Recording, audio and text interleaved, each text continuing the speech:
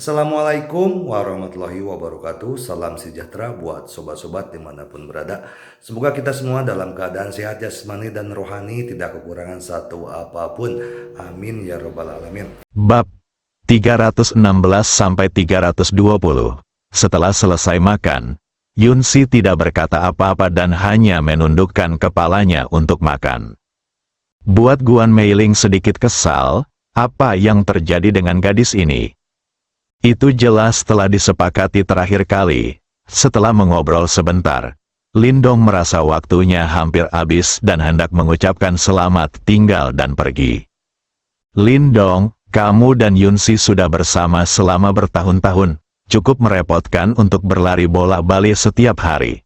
Sebaiknya kamu tinggal di sini mulai sekarang. Lindong tidak sadar untuk sementara waktu, merasa sedikit bingung. Apa, kamu tidak mau? Guan Meiling mengerutkan kening. Tidak, Lindong dengan cepat menyangkal. Bagaimana mungkin dia tidak mau melakukan hal seperti itu? Lindong menoleh untuk melihat Yunsi. Saya melihatnya duduk di sofa, kepalanya menunduk, merasa sedikit gelisah. Bagaimana situasinya? Yunsi tidak keberatan. Apakah ini defaultnya? Lindong merasa sedikit bersemangat. Mungkinkah ibu dan putrinya telah menyetujui hal ini?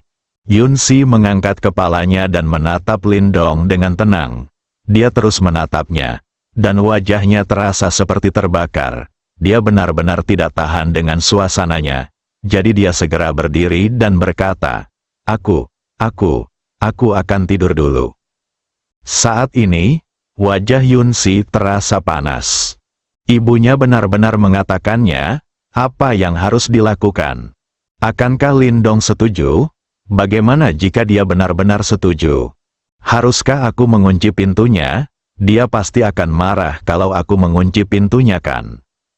Jika dia tidak setuju, apakah itu berarti dia tidak menyukaiku? Jadi apa yang harus aku lakukan? Yunsi mulai memiliki pemikiran acak di dalam hatinya. Pikiranku kacau, saya harap Lindong setuju. Dia juga takut Lindong tidak setuju. Mereka bertiga menyaksikan Yunsi pergi. Kalau begitu, kalau tidak ada urusan malam ini, kamu boleh tinggal di sini, berlari bola-balik setiap hari cukup merepotkan, kata Guan Meiling lagi. Oke, jawab Lindong datar. Saat ini, dia sudah tersenyum di dalam hatinya. Ini pertama kalinya Lindong merasa ibu mertuanya sangat baik. Luar biasa, beberapa ketidakpuasan sebelumnya terhadap Guan Meiling menghilang dengan kata-kata yang diucapkan Guan Meiling saat ini. Lindong tiba-tiba memikirkannya, meski dulu ibu mertua ini agak sombong. Tapi momen koplingnya cukup bagus, Yunsi baru saja pergi. Meskipun Lindong cemas, dia masih menahannya. Kami telah menanggungnya selama bertahun-tahun, dan sekarang keadaannya tidak jauh tertinggal. Ia terus mengobrol dengan Guan Meiling tentang beberapa topik tentang Poppy Poppies dan Donglai Capital. Tapi hatiku sudah terbang ke Yunsi. Tak lama kemudian, Guan Meiling dan suaminya pun bersiap untuk tidur. Lindong, kamu juga harus istirahat lebih awal, kata Guan Meiling sebelum pergi. Ya. Oke, Bibi Guan, kalian istirahat dulu, jawab Lindong. Dia juga mulai merasa sedikit gugup dan sedikit bersemangat saat ini. Meskipun saya berusia lebih dari 20 tahun, ini adalah pertama kalinya bagi saya. Dalam 3 atau 4 tahun terakhir bersama Jiang San, kami belum pernah mencapai titik ini. Meskipun dia menyebutkannya, Jiang San tidak setuju. Setiap kali dia mendengar teman sekamarnya membicarakan hal ini di asrama, dia akan sangat iri. Tenang sejenak, Lindong diam-diam menyemangati dirinya sendiri. Bagaimanapun, dia juga seorang penjaga tingkat dewa. Apa yang membuat stres tentang hal kecil ini, sungguh memalukan bagi wali yang terdaftar di Tuhan. Setelah bangun dan mematikan lampu di aula, dia berjalan ke atas. Tiba di depan pintu kamar Yunsi, Lindong ingin mengetuk pintu. Setelah memikirkannya, saya melupakannya. Yunsi, seorang gadis kecil dengan kulit tipis. Bagaimana dia bisa berani membuka pintu? Masuk saja. Lindong dengan lembut meletakkan tangannya di pegangan pintu dan mendorongnya ke bawah dengan sedikit tenaga. Klik, pintu terbuka sebagai jawaban. Bagian dalamnya gelap gulita. Lindong masuk ke kamar. Dia menutup pintu dengan punggung tangannya dan menguncinya. Ruangan itu gelap gulita. Lindong melepaskan sedikit kekuatan mentalnya dan mendekati jendela kamar Yunsi. Angkat tirai dan tarik hingga terbuka, dengan bantuan cahaya bulan yang redup. Lindong duduk di samping tempat tidur, Yunsi sepertinya sedang tidur nyenyak. Namun, Lindong memperhatikan bulu matanya yang indah sedikit bergetar. Lindong agak lucu, gadis ini berpura-pura tidur. Tapi coba pikirkan, aneh kalau Yunsi bisa tertidur dalam situasi ini. Lindong membungkuk, hanya beberapa sentimeter dari wajah cantik Yunsi, dengan sepasang bibir merah cinnabar, sepasang mata besar yang indah tertutup rapat, bulu mata sedikit bergetar, dia bahkan bisa merasakan hembusan panas nafas Yunsi. Karena tidak tahan lagi, Lindong mencium bibir Yunsi yang berwarna cinnabar dan dengan cepat menguasai kota, menikmati manisnya. Cahaya bulan di luar jendela sepertinya tahu bahwa apa yang akan terjadi selanjutnya tidak terlihat, dan diam-diam bersembunyi di awan. Seluruh ruangan menjadi gelap. Malam tanpa tidur. Ketika Lindong bangun keesokan harinya, dia melihat kecantikan tidur yang masih tertidur di pergelangan tangannya. Rasa bangga pun muncul. Yunsi akhirnya menjadi miliknya sepenuhnya. Dengan lembut menjauhkan kepala Yunsi, Lindong bangkit. Setelah mencuci, dia turun ke bawah dan menemukan bahwa Guan Meiling dan istrinya sudah keluar. Datanglah ke dapur dan mulai membuat sarapan. Setelah beberapa saat, lahirlah sarapan yang nikmat dan nikmat. Dia datang ke kamar dengan sarapan, duduk di samping tempat tidur dan berkata, "Yunsi, bangun dan sarapan." "Jangan pura-pura tidur, aku tahu kamu sudah bangun," kata Lindong sambil tersenyum. Saat ini, Yunsi dengan enggan membuka matanya. "Bangun dan makan sesuatu." "Oh." Yunsi duduk dan mengambil sarapan dari tangan Lindong. Lindong memandangi piyama longgar Yunsi dan merasa sedikit terharu. Yunsi mendongak dan melihat mata berapi-api Lindong menatapnya. Sedikit tersipu, Lindong melangkah maju dan mencium kening Yunsi dan berkata, "Anak baik, kamu makan dulu, ada yang harus kulakukan saat aku keluar, jadi sampai jumpa sore hari." Untuk menyeduh, ini tidak bisa ditunda. "Ya." Yunsi mengangguk. Lindong keluar dan pergi ke kediaman Song Simin. Sesampainya di kediaman Song Simin, ia membuka pintu dan masuk. Song Siming sudah berolahraga di halaman, dan Song Jia juga tiba. Lindong datang agak terlambat hari ini. "Lindong ada di sini," sapa Song Simin. "Tuan Song, ada sesuatu yang tertunda hari ini. Saya akan membuatkan obat untuk Anda," Lindong berkata dengan sedikit malu.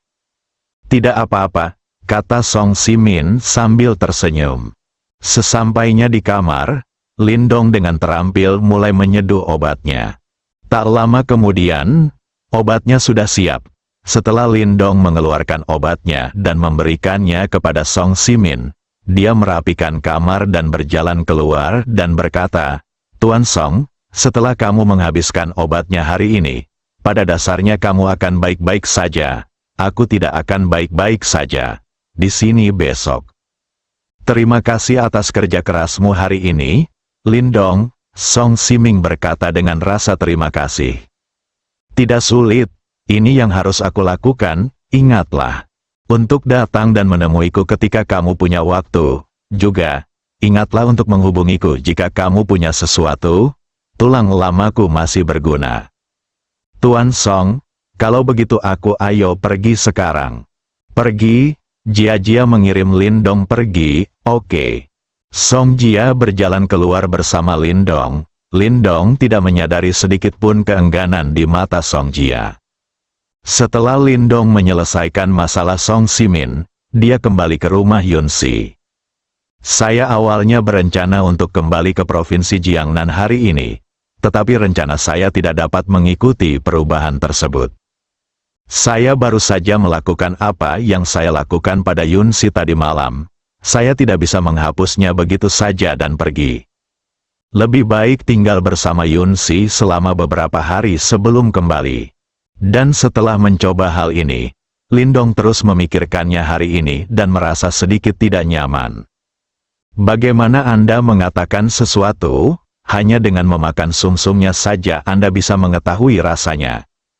Kembali ke rumah Yunsi, dia sedikit terlambat ketika keluar. Dia sibuk di tempat Song Simin untuk sementara waktu, dan hari sudah siang.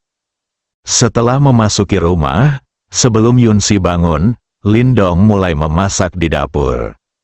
Memasak bukanlah hal yang sulit bagi Lindong yang sudah mandiri sejak kecil. Tak lama kemudian, meja berisi makanan manis dan lezat pun siap.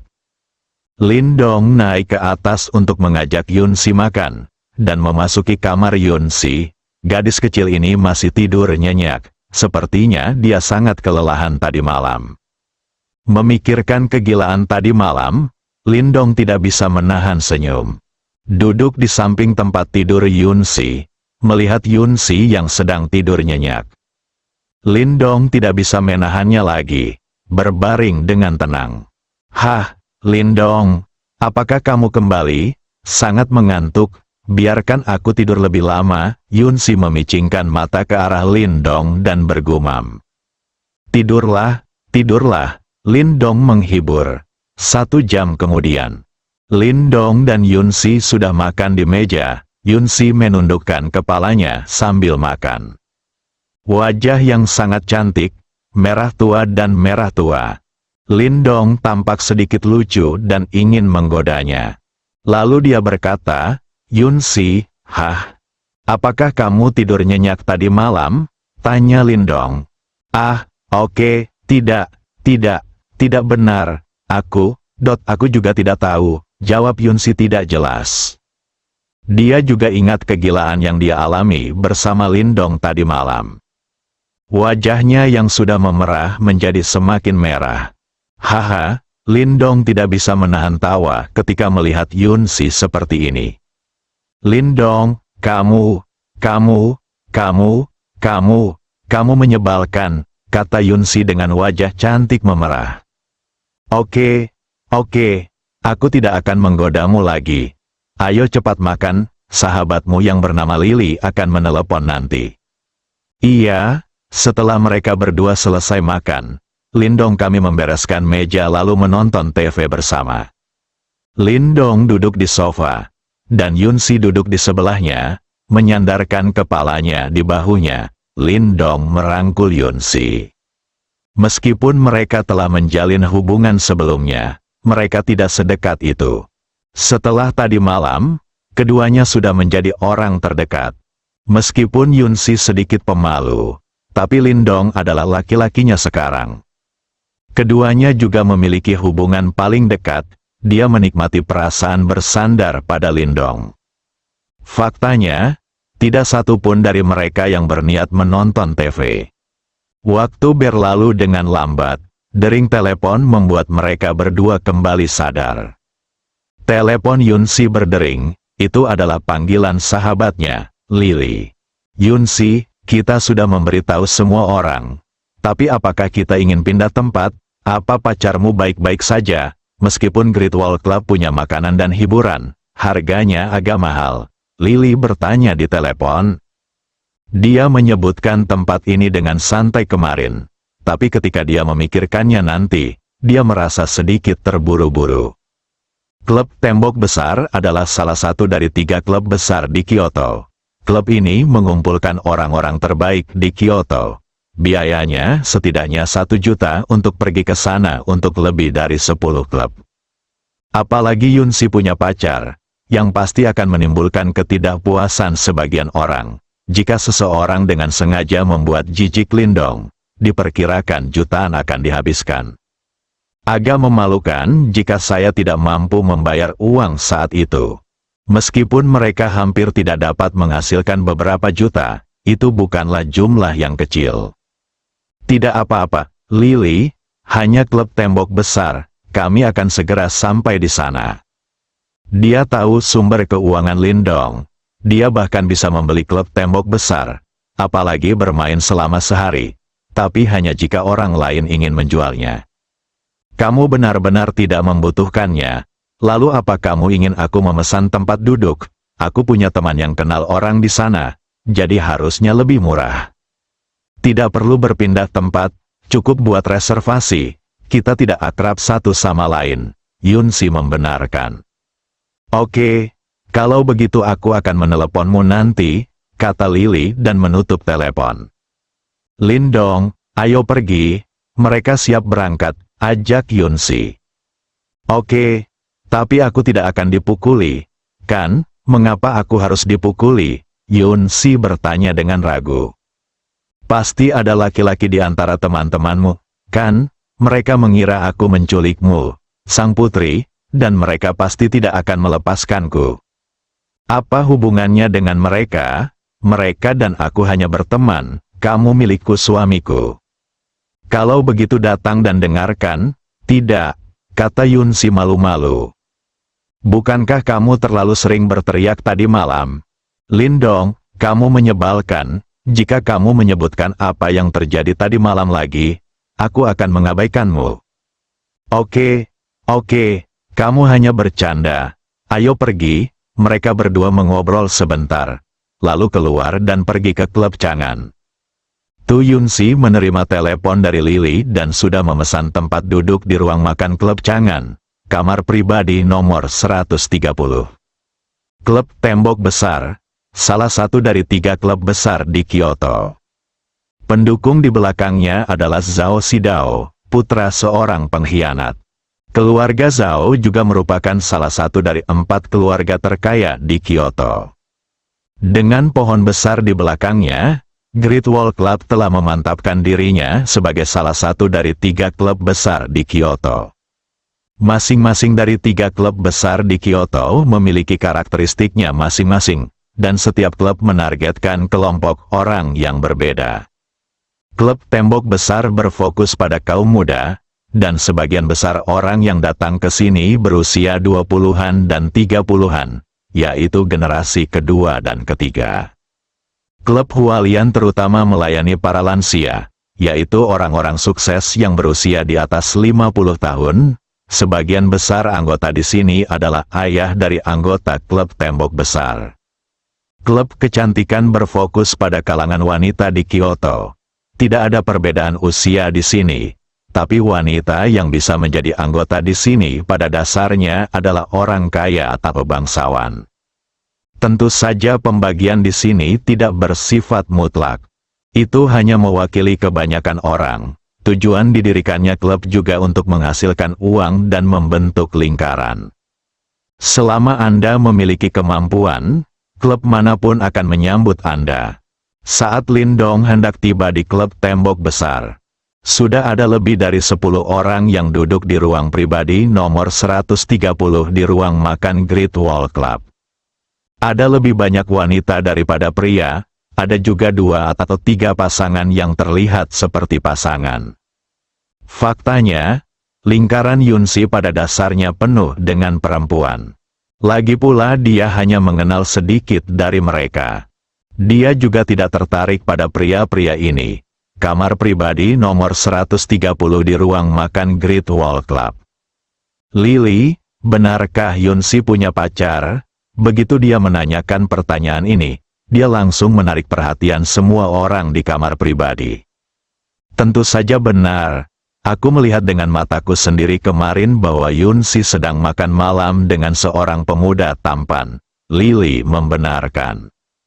Kamu tidak harus menjadi pacar untuk makan bersama, kan? Kata pria lain. Benar, teman juga bisa makan bersama. Lily, apa kamu membuat keributan? Aku bertanya langsung. Pria tampan itu sudah mengakuinya. Dan Yunsi tidak keberatan. Yunsi bukankah begitu sudah tahu karakternya? Kalau dia seorang sahabat, dia pasti tidak akan makan bersama pria itu sendirian. Apalagi berasumsi bahwa dia adalah seorang pacar, kata Lily. Karena itu, semua orang merasa kemungkinannya sangat tinggi. Meskipun Yunsi memiliki kepribadian yang lemah, itu tergantung pada aspek mana dia berada. Dalam hal hubungan, dia benar-benar serius dan tidak bisa bercanda. Siapa nama pria itu? Sepertinya Lindong menjawab. Lindong, apakah kamu kenal orang ini? Tidak ada seorang pun yang bernama Lin di lingkaran kita. Tapi ku dengar Ibu Yunsi memperkenalkannya kepada seorang pria bernama Lu. Sepertinya namanya Lu Yuan. Aku kenal keluarga Lu, itu adalah keluarga yang sangat kuat. Itu dikatakan bahwa aset keluarga puluhan miliar. Kuat sekali, semua orang terkejut. Tapi bukankah pria itu bermarga Lin? Kenapa jadi keluarga Lu lagi? Seharusnya bukan orang yang sama. Yunsi dan yang lainnya akan segera datang. Nanti kamu akan mengetahuinya. Kalian bertanya.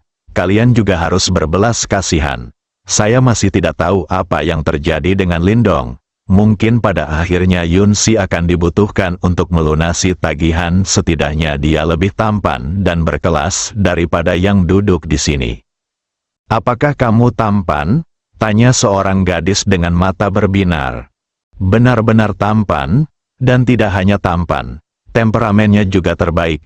Bagaimanapun, dia adalah pria paling tampan yang pernah kulihat. Jika itu aku akan bersedia mempertahankannya. Beberapa nimfomaniak. Apa gunanya menjadi tampan? Dia mungkin hanya seorang pria yang cantik. Bagaimana Yunsi bisa menyukai orang seperti itu?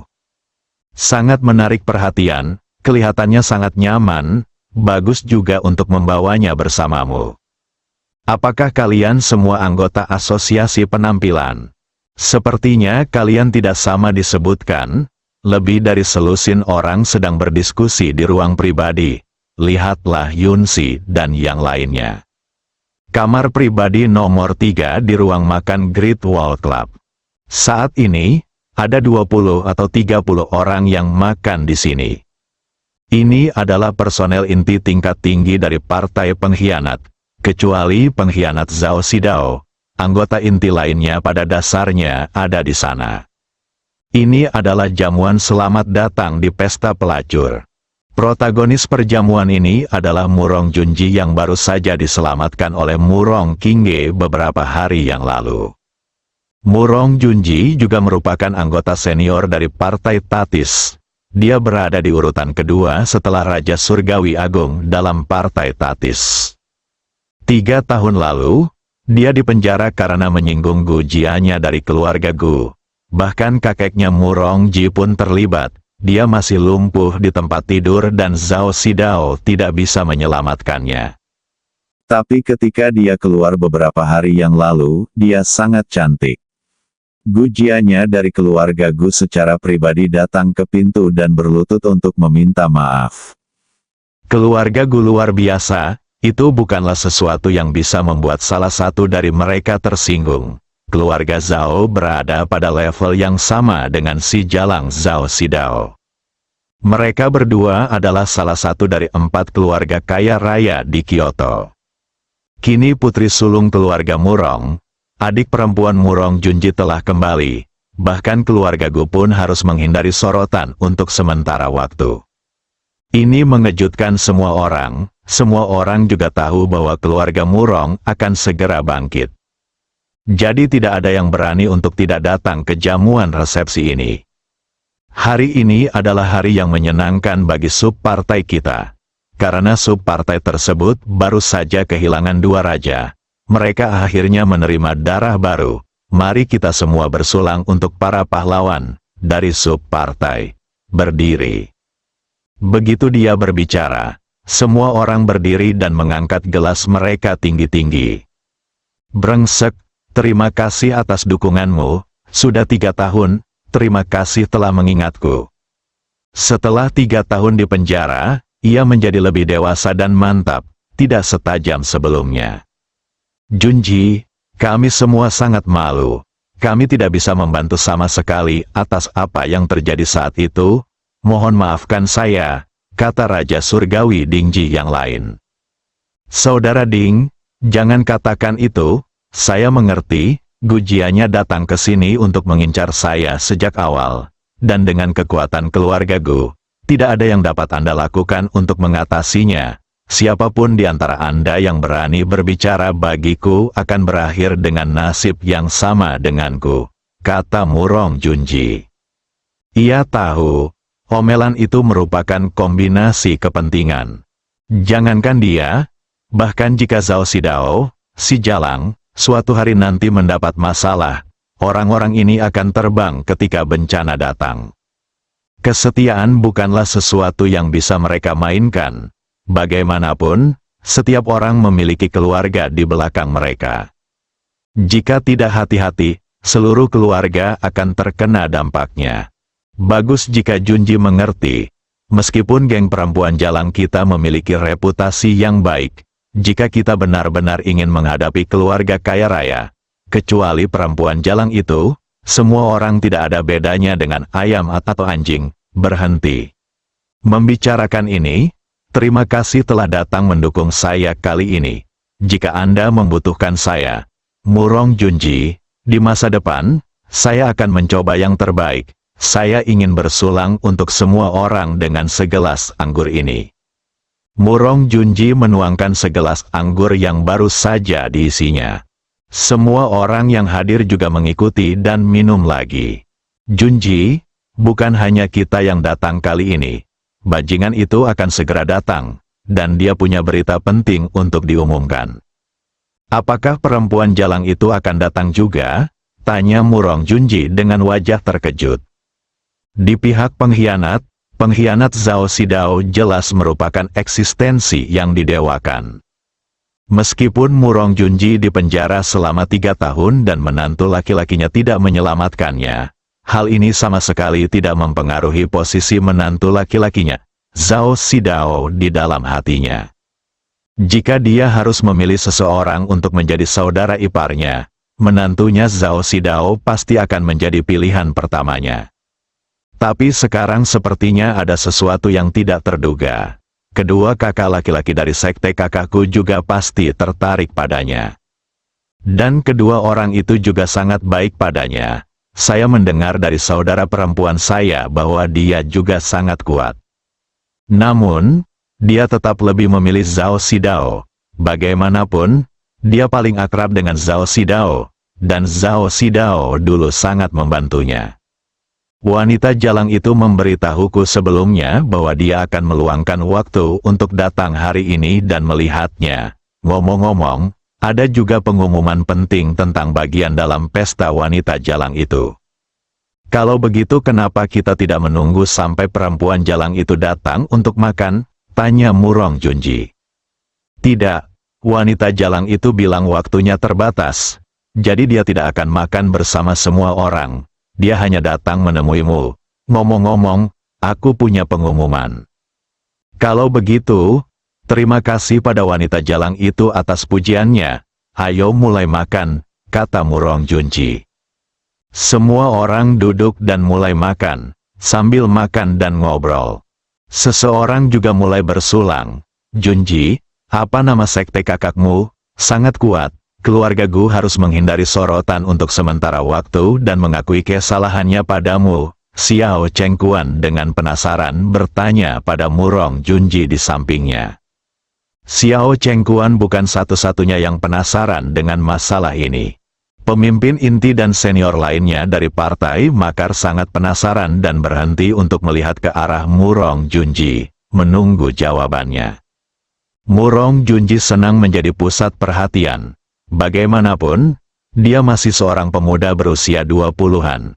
Meski 3 tahun penjara telah membuatnya menjadi dewasa, namun esensi seorang pemuda tidak berubah. Sekte saudara perempuanku disebut Kunlun. Ini adalah salah satu sekte tersembunyi yang paling kuat dan tertua di dunia. 2 tetua biasa manapun yang keluar akan berada di puncak peringkat naga. His, Semua orang yang hadir menarik napas.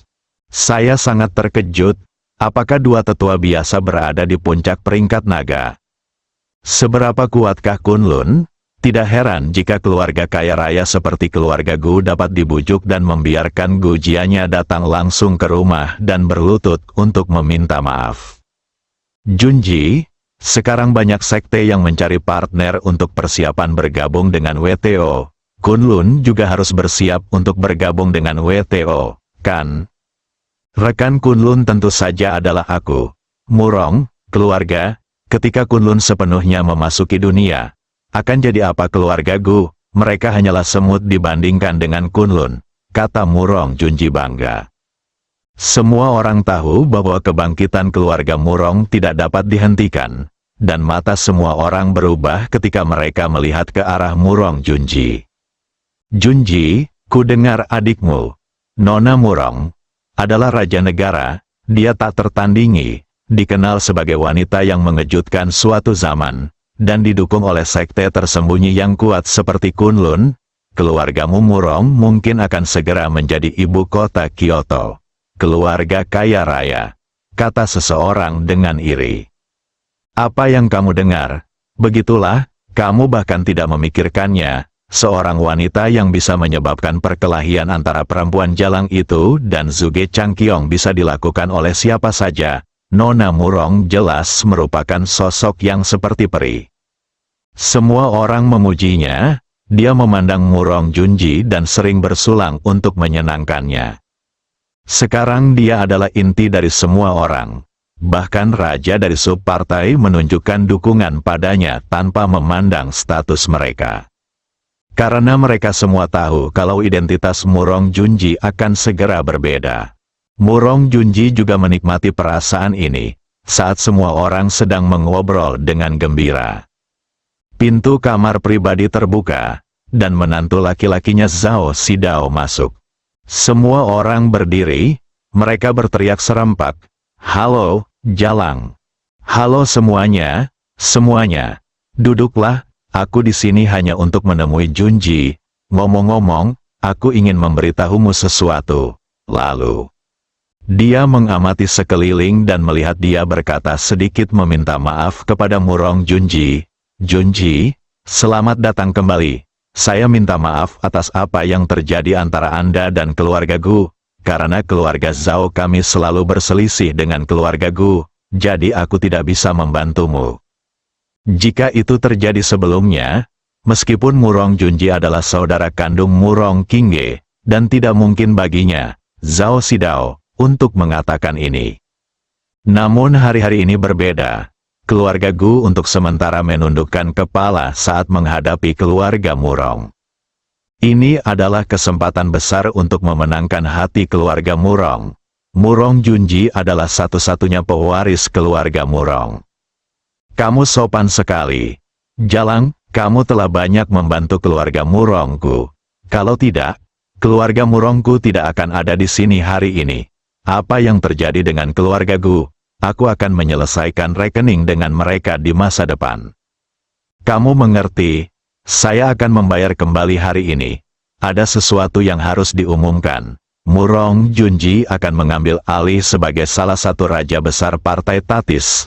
Dan posisinya di Partai Tatis adalah yang kedua setelah saya. Xidao mengatakan ini, tidak ada yang terkejut sama sekali, dan mereka tampak dianggap remeh. Murong Junji keluar kali ini untuk membuat keluarga Gu tunduk, dan hanya masalah waktu sebelum dia dipromosikan menjadi raja. Hanya saja sekarang waktunya sudah sedikit maju. Terima kasih atas dukunganmu. Jalang, aku, Murong Junji, pasti akan melakukan yang terbaik untuk berkontribusi pada perkembangan pesta Jalang itu. Padahal dia sudah diberitahu sebelumnya. Namun saat Zhao Xidao benar-benar mengumumkannya, dia masih sedikit bersemangat. Posisi ini adalah sesuatu yang hanya dia impikan. Saat itu, dia menantikannya setiap hari. Setelah Zhao Xidao menjadi saudara iparnya, dia akan dipromosikan menjadi Raja Surga. Kini impian tersebut akhirnya menjadi kenyataan. Oke, kalian makan pelan-pelan, aku masih punya. Zhao Xidao hendak pergi lebih dulu, ada hal lain yang harus dia lakukan. Penunjukan 10 tahun semakin dekat, dan dia harus siap untuk segalanya. Namun sebelum dia selesai berbicara, telepon Murong Junji berdering. Ding ling ling, ding ling ling. Murong Junji memandang menantunya Zhao Xidao. Zhao Xidao mengangguk padanya dan memberi isyarat padanya untuk menjawab telepon terlebih dahulu. Saat itulah Murong Junji mengangkat telepon. Itu adalah panggilan saudara perempuannya, Murong Qingge. Dia dengan cepat menekan tombol jawab. "Di mana kamu?" Suara dingin Murong Qingge datang dari telepon. "Kakak, aku sedang makan malam dengan beberapa teman. Mereka membantuku," jawab Murong Junji hati-hati. Untuk adik yang jarang terlihat ini, dia sedikit takut. "Apa yang ku bilang padamu, kakak, aku." Murong Junji disela oleh Murong Qingge sebelum dia bisa menyelesaikan kata-katanya. Lokasi. Makan di klub tembok besar, kamar pribadi nomor 3. Tunggu aku, menemukan bahwa semua orang sedang menatapnya. Kakakku bilang dia akan segera datang dan memintaku menunggu di sini. Mata semua orang yang hadir berbinar, mereka selalu mendengar tentang Murong Qingge, tapi mereka belum pernah melihatnya. Apakah Anda akhirnya berkesempatan bertemu dengan sosok legendaris tersebut hari ini? Seperti kata pepatah, tidak ada orang kosong yang memiliki reputasi baik. Murong Qingge dikabarkan menjadi wanita tercantik di dunia. Siapa yang tidak ingin melihat sesuatu? Ketika Zhao Xidao mendengar bahwa Murong Qingge akan datang, dia merasa sedikit ragu. Dia tidak bertemu Murong Qingge selama 10 tahun. Kembalinya Murong Qingge kali ini pasti karena misi dari sekte tersebut, dan dia belum mengambil inisiatif untuk menghubunginya. Sekarang dia tahu bahwa Murong Qingge akan datang. Dia juga ingin bertemu dengannya untuk melihat apakah Murong Qingge masih memiliki perasaan luar biasa yang sama seperti yang dia berikan padanya setelah 10 tahun. Dan saya mendengar bahwa Murong Qingge datang bersama 2 kakak laki-laki dari sektenya. Dia ingin melihat kemampuan keturunan sekte tersembunyi ini. Selanjutnya, sekte tersembunyi akan bergabung dengan dunia satu demi satu. Menghubungi keturunan beberapa sekte kuat terlebih dahulu juga bisa membuatnya agak siap. "Junji, apakah adikmu datang? Kalau begitu aku akan menunggu juga. Aku sudah 10 tahun tidak bertemu teman lamaku, jadi mengapa tidak bertemu dengannya?" Setelah Zhao Xidao selesai berbicara, dia menemukan tempat untuk duduk. Lin Dong dan Yun Si datang ke klub tembok besar. Setelah memarkir mobil, mereka masuk bersama. Begitu saya masuk, saya disambut oleh seorang pelayan yang tinggi dan berpenampilan luar biasa. "Tuan, Nyonya, halo. Apakah Anda sudah melakukan reservasi?" "Ya, teman-teman saya ada di kamar pribadi nomor 130 di ruang makan." "Oke, kalau begitu tolong ikuti saya," kata pelayan itu sambil memimpin jalan. Lin Dong dan Yun Si mengikuti di belakang. Saat mereka berangkat, beberapa orang masuk dari luar. Itu adalah Murong Qingge dan orang-orang Kunlun lainnya. Begitu Murong Qingge memasuki pintu, dia melihat sosok familiar dari belakang. Lin Dong, Murong Qingge tercengang. Wen Ruyu dan Dong Fangye juga menemukan bahwa Lin Dong memiliki ingatan dan penglihatan yang sangat baik pada level mereka saat ini. Terlebih lagi, Lin Dong juga meninggalkan kesan yang sangat mendalam pada mereka. Murong Qingge dan yang lainnya memasuki lobi Great Wall Club dan segera menarik perhatian semua orang. Temperamen seperti peri dan wajah cantik Murong Qingge lah yang menarik begitu banyak perhatian.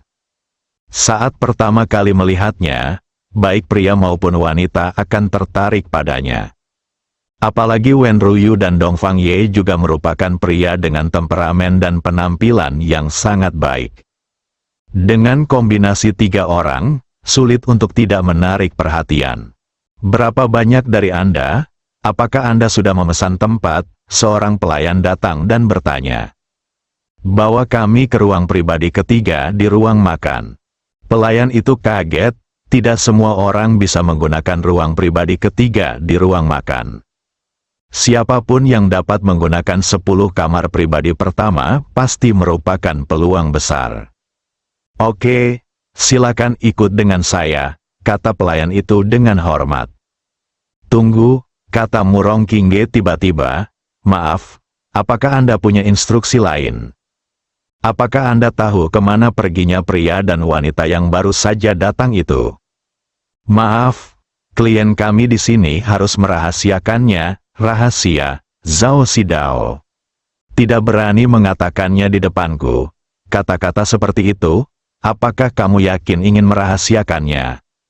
Siapa ini? Pelayan itu berpikir sejenak. Tiba-tiba saya merasa pusing, ini adalah nama bos besarnya.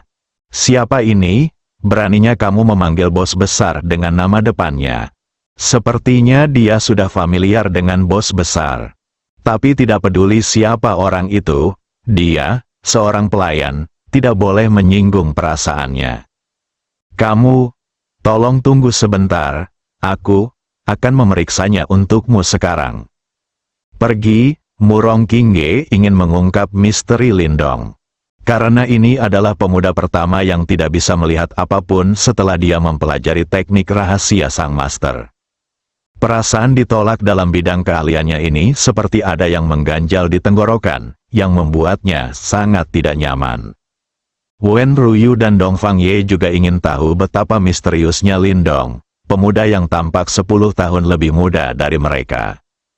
Lindong dibawa ke kamar pribadi nomor 130 di ruang makan. Begitu dia memasuki pintu, dia melihat lebih dari 10 pria dan wanita duduk di sebuah ruangan pribadi yang besar. Yunxi, kamu akhirnya sampai di sini, kita sudah lama menunggu, ayo duduk. Ketika Lili melihat Yunxi dan Lindong tiba, dia segera berdiri dan menyapa mereka. Yunxi menarik Lindong untuk duduk. Semua orang menyaksikan Yunxi bergerak seperti ini. Hubungan antara keduanya pada dasarnya telah dikonfirmasi. Pasangan itu harus menjadi pasangan sejati. Mereka sudah mengenal Yunxi begitu lama, dan ini pertama kalinya Yunxi berinisiatif menggandeng tangan seorang pria. Ada 2 atau 3 pemuda dengan sedikit kesuraman di mata mereka. Yunxi, kenapa kamu tidak memperkenalkan orang di sebelahmu kepada semua orang? Yunxi berdiri dan berkata, halo semuanya, ini pacarku Lindong. Faktanya, dia tidak mengenal banyak pria ini dan hanya bertemu mereka beberapa kali. Satu-satunya wanita yang memiliki hubungan baik dengannya adalah Lili dan beberapa wanita lainnya. Oleh karena itu, dia tidak ingin mengatakan apa-apa lagi. Lindong, cepat beritahu aku bagaimana kamu menipu Yunxi seperti ini. Kamu tahu, ada banyak orang yang mengejar Yunxi di sini, tapi Yunxi bahkan tidak melihatnya. Putri di dalam lingkaran sebenarnya punya pacar sekarang tanpa mengucapkan sepatah kata pun. Jika Lili tidak mengetahui tentangmu kemarin, aku tidak tahu berapa lama dia akan merahasiakannya dari kami. Lindong juga berdiri dan memperkenalkan dirinya sendiri. Semuanya. Oke, namaku Lindong, aku pacar Yunxi. Sebenarnya, Yunxi dan aku sudah saling kenal sejak lama. Kami masih siswa SMA. Dia bersekolah di SMA bersama ayahnya saat itu waktu, dan kita sudah bersama sejak kelulusan. Kita baru resmi berkumpul baru-baru ini. Yunxi tidak menunjukkan rasa jijik pada orang-orang di lingkaran kita ini. Apakah dia hanya menunggumu? Seseorang bertanya. Yunxi tersipu saat mendengar ini, sebenarnya dikatakan bahwa dia telah menunggu Lindong. Lalu dari mana asalmu? Yunxi Gao sepertinya tidak pernah belajar di Kyoto. Saya dari daerah kecil di provinsi Jiangnan. Belum ada yang mendengarnya, lebih baik tidak menyebutkannya. Sebuah kabupaten kecil di provinsi Jiangnan. Orang-orang yang hadir memandang Lindong dengan jijik. Saya awalnya berpikir bahwa tidak peduli seberapa buruk Lindong, dia tidak boleh terlalu buruk. Bagaimanapun juga, kondisi Yunsi ada di sana. Belum lagi ketampanannya, kondisi keluarganya berada di posisi teratas dalam lingkaran mereka. Tapi saya tidak menyangka akan menemukan pacar yang baru datang dari daerah kecil. Meski memang ganteng, apakah bisa dijadikan santapan jika ganteng? Lindong, kalian bersama, apa Bibi Guan tahu? Lalu dia menambahkan kalimat lain, Bibi Guan adalah ibu Yunsi. Dia takut Lindong tidak mengenal Guan Meiling. Karena menurut pemahamannya, jika Yunsi menemukan pacar dari kota kecil, Bibi Guan 100% tidak mungkin menyetujuinya.